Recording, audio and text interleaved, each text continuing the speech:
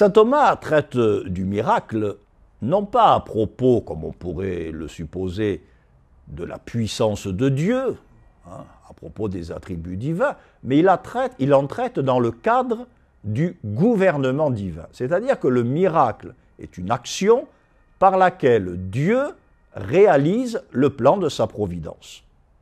En quel sens? Eh bien, le propre de l'action de Dieu est de conduire les créatures dans l'ordre surnaturel à leur salut. Et le miracle va être un moyen de conduire les créatures au salut. De quelle manière? Le salut, dans la perspective chrétienne, passe fondamentalement par la foi. C'est la foi qui rend l'homme juste devant Dieu, c'est-à-dire qui le met dans l'attitude juste devant Dieu. Et donc, l'action de Dieu va être de conduire l'homme à la foi, de tout faire pour que puisse s'épanouir cet acte qui est l'acte fondamental de toute notre vie, cet acte de la foi. Et le miracle est précisément une action par laquelle Dieu va favoriser l'acte de foi. Alors, saint Thomas, lorsqu'il traite du miracle, distingue deux aspects. Il y a d'abord la question du fait miraculeux. Hein, comment établir qu'un fait est miraculeux? Comment est-ce qu'il est possible qu'un fait soit miraculeux? Ce n'est pas le plus important. Le plus important, c'est le deuxième aspect, c'est qu'est-ce que ça veut dire le miracle? Hein, parce que pour saint Thomas, le miracle est un enseignement. Hein, nous sommes dans le cadre du gouvernement divin. J'ai déjà dit que Dieu gouverne par les lois, Dieu gouverne par l'enseignement, hein, puisqu'il s'adresse à une intelligence. Et donc, saint Thomas va réfléchir sur la valeur pédagogique du miracle. Le miracle est ce qui conduit à la foi, ou un élément qui peut conduire à la foi.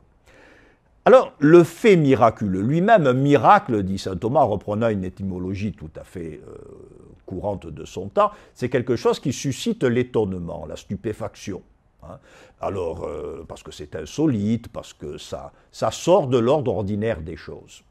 C'est l'aspect subjectif du miracle. Hein. Saint Thomas veut renforcer cet aspect subjectif par un aspect objectif. C'est-à-dire, pourquoi est-ce que ça suscite l'admiration? Parce qu'il y a des choses qui suscitent l'admiration, non pas parce qu'elles sont admirables, mais parce que nous sommes ignorants. Hein. Si je pratique telle opération informatique sur mon ordinateur, pour moi, ça relève du miracle. Parce que je ne comprends vraiment pas comment ça se fait, et donc ça suscite l'admiration. Mais l'admiration, elle vient du fait que je suis ignorant. Elle ne vient pas du fait que c'est quelque chose qui, de soi, transcende les capacités de la nature. Saint Thomas dit, l'aspect subjectif doit être subordonné à l'aspect objectif. Un miracle, c'est un fait qui ne peut pas s'expliquer par le jeu des causes secondes qui forment la nature. Hein. Et à l'époque de saint Thomas, c'était assez important de bien distinguer le vrai miracle des miracles diaboliques, comme on disait. Le démon est capable de faire des choses assez étonnantes, hein, mais qui ne sont pas de vrais miracles, ou des choses insolites. Hein. Notez, entre parenthèses, que la définition stricte du miracle, que saint Thomas s'est employé à définir, suppose l'idée de nature. Tant qu'il n'y a pas l'idée d'une nature, d'une régularité des phénomènes, l'idée du miracle reste purement subjective. Il n'y a pas de critère objectif pour définir le miracle, tant qu'il n'y a pas de régularité dans la nature. Hein. Dans une mentalité magique, tout est miraculeux. Hein.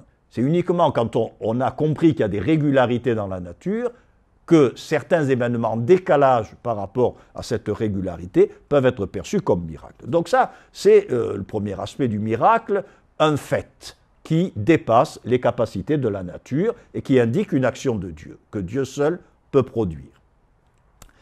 Mais ce miracle, Dieu ne le fait pas pour épater la galerie, il le fait pour enseigner. Hein. Le miracle, d'une part, il y a deux choses. La première, c'est que le miracle est un motif de crédibilité. Hein, c'est-à-dire une personne qui fait un miracle, comme le Christ, ou comme les prophètes dans l'Ancien Testament, ou comme les apôtres, sont accrédités par Dieu. Hein. Et c'est le signe que Dieu rend témoignage à leur propre témoignage. à travers cette action que la nature ne peut pas produire. Donc ça, c'est un motif tout à fait important. Mais il y a plus que ça. C'est que le miracle crée aussi une situation de confiance. Hein, on le voit très bien avec les miracles du Christ dans l'Évangile. Ce sont des miracles de bonté qui fait que celui qui est bénéficiaire du miracle devient prompt à écouter l'enseignement du Christ. Il se rend disposé à écouter l'enseignement de celui qui lui veut du bien. Mais allons encore plus loin, c'est que le miracle lui-même, le signe miraculeux, dit quelque chose. Il est un enseignement en lui-même. Et saint Thomas, sur ce point, est tout à fait intéressant. Il explique que les miracles qui s'accomplissent dans la nature nous indiquent quelle est la vraie vocation de la nature. Nous indiquent ce que sera la nature transformée lorsque viendra le royaume de Dieu. C'est une anticipation de ce que Dieu réalisera lorsque tout le monde créé sera pleinement au service de la vocation des personnes spirituelles. C'est déjà une préfiguration de ce qui sera le royaume de Dieu.